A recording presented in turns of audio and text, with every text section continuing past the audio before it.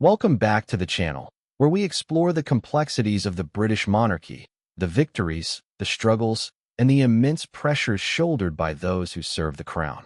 Today, we're examining a concerning development regarding His Majesty King Charles III.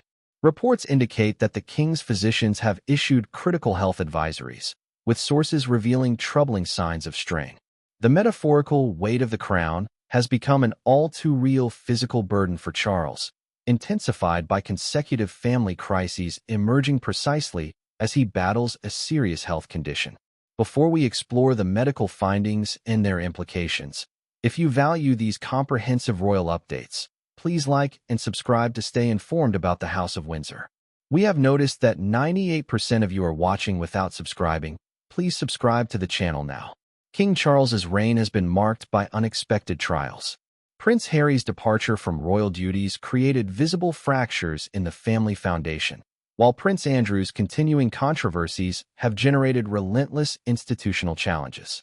Palace insiders confirm these pressures have significantly impacted the king's physical health. According to Radar Online, the sovereign is experiencing severe, sustained stress, particularly acute following Prince Andrew's public disgrace. The Duke of York's situation has, according to palace sources, overshadowed the monarchy's positive contributions. Consider the extraordinary burden, leading an ancient institution while undergoing intensive cancer treatment, compounded by the public humiliation caused by a sibling's actions. Sources describe the cumulative effect as devastating. One palace insider provided revealing insight into the king's mindset. He's utterly worn down. Just when matters seem settled, another revelation emerges. The strain is enormous. This portrays not an invincible monarch, but an exhausted man confronting cyclical family chaos played out on the world stage. Context is crucial here. His Majesty is focusing intensely on cancer recovery, requiring rest, tranquility, and concentrated healing. Yet simultaneously, he's maintaining essential royal engagements to demonstrate stability to the nation and Commonwealth. This delicate balance between personal health and public duty is being severely compromised. As one insider noted, the constant stress is genuinely affecting his health. Prince Andrew's situation represents an unhealing institutional wound. Stripping Andrew of official titles and removing him from public life was painful but necessary. Since then, King Charles has made several public appearances requiring stoic confidence and emotional strength. However, beneath that royal composure, the pressure remains unrelenting. The most alarming revelation concerns medical advice the king has received. Doctors have explicitly advised minimizing stress, yet this proves impossible given his position. He cannot resign from his family or halt global media interest in his relatives' actions. Medical experts are clear. For anyone battling cancer, stress reduction is critical. Chronic anxiety severely compromises immune function and the body's healing capacity.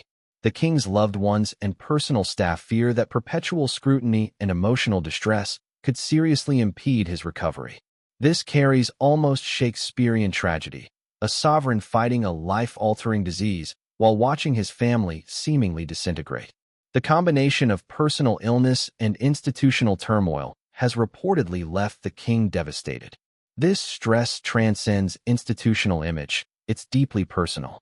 The estrangement from Prince Harry and Andrew's exclusion represent profound losses within the family itself. Shepherding a fractured family through intense public scrutiny while undergoing rigorous treatment is a burden the king bears largely alone. One source offered a heartbreaking glimpse into his private anguish. Privately, he's admitted it feels like it could destroy him if it continues. This admission reveals fatigue and emotional depletion beyond mere frustration. It speaks to existential fear about his capacity to endure this storm. Understanding the magnitude requires examining the scandals themselves. Andrew's removal was meant to close a damaging chapter, but residual public anger and constant media attention keep the wound festering. Every monarchy discussion occurs under Andrew's shadow, diverting attention from the king's dedicated service. Then there's the emotional pain from across the Atlantic. While Prince Harry and Meghan Markle have built a new life, their public commentary and occasional revelations continue impacting royal family cohesion. For a father, estrangement from a son, particularly under such public, acrimonious circumstances, creates chronic grief that, combined with other pressures, undermines his medical recovery needs. The doctor's advice to reduce stress is theoretically simple, but practically impossible for a reigning monarch. The king cannot delegate responsibility for family crises. As the ultimate decision-maker and institutional figurehead, when foundations shake from internal strife, the weight falls disproportionately on him. Royal aides now face a precarious position, balancing monarchy demands and constitutional necessity with the urgent, life-preserving need for rest and recovery. Every engagement, document, and prime ministerial meeting becomes a calculated risk against his medical prognosis. The fear is palpable that institutional demands and family behavior could actively compromise his cancer fight. This situation forces reflection on the human cost of modern kingship. King Charles III isn't merely symbolic. He's a 75-year-old man undergoing intensive treatment, grappling with his family's public disintegration while facing mortality. The constant requirement to project strength while privately admitting the pressure could destroy him testifies to his dedication, but also signals genuine danger. The Radar online source underscores the king's exhaustion. When one scandal is addressed, another immediately surfaces, creating endless crisis management that prevents the quiet focus healing requires. Prince William's role merits consideration. As heir apparent, he's assuming more responsibility, offering vital support. Yet William, dealing with his own family challenges and the Princess of Wales's recent health concerns, is stretched thin. The king cannot entirely offload this emotional burden. He remains the patriarch, hoping to see family reconciliation and legacy secured. That hope faces daily testing. In conclusion, reports from those closest to King Charles III paint a deeply troubling picture.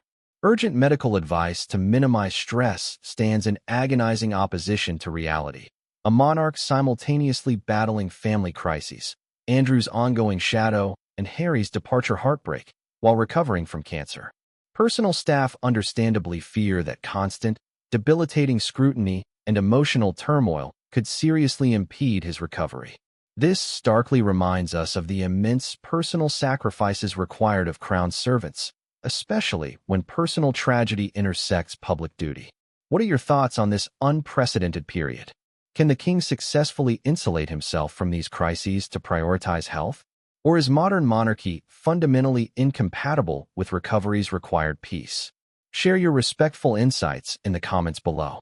Your engagement helps us bring you these detailed stories. Don't forget to like, subscribe for comprehensive royal coverage, and join us next time as we track these crucial developments. Thank you for watching.